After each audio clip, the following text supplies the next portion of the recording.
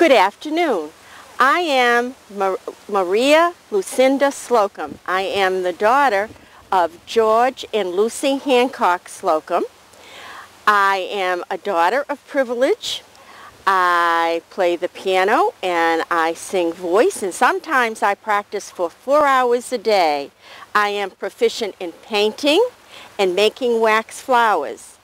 I loved to go sledding when I was a youngster, and as I got older, I liked parties and dancing.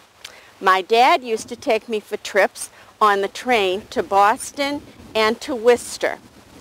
My schooling was really very good. I was a very bright student, and I was from the first class at Wheaton College.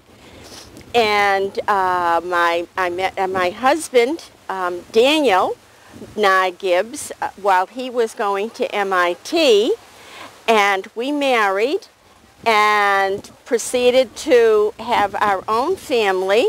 We had Ethel and George.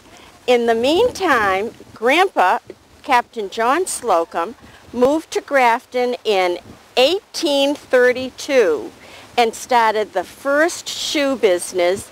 We had 10 on North Street. One of the businesses was across from our beautiful home at 6 North Street in the vestry of the Baptist Church. That was owned by the Forbish and Brown Company. We had a lot of socializing in town. The thing that I remember the most as a youngster is the town funeral of Abraham Lincoln, the beautiful bells of all the church bells ringing at the end of the Civil War. And the third thing was this huge fire in the center of town that lasted a day and the night. And Grandpa was the engineer for the firemen. We had a lot of things going on in town. Daniel and my grandfather were presidents of the bank. Daniel proceeded to go on to as a state representative, was a town selectman. My uncle Augustus, who was in the business for a short time, passed away in Mississippi, and the name of the business became Slocomb and Sons. And then when my husband Daniel came into the business, it became Gibbs and Allen. And then as we prospered, Daniel was very good to me and bought me many jewels. And we were able to entertain lavishly in our home.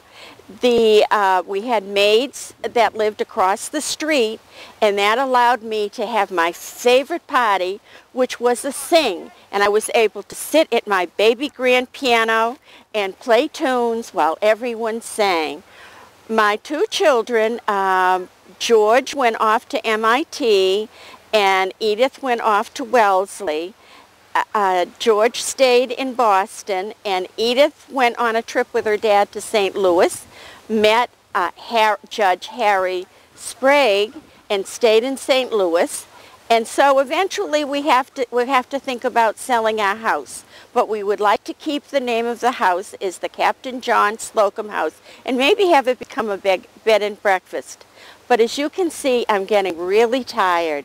So I'm going to go home and have a nap on my green silk chaise lounge.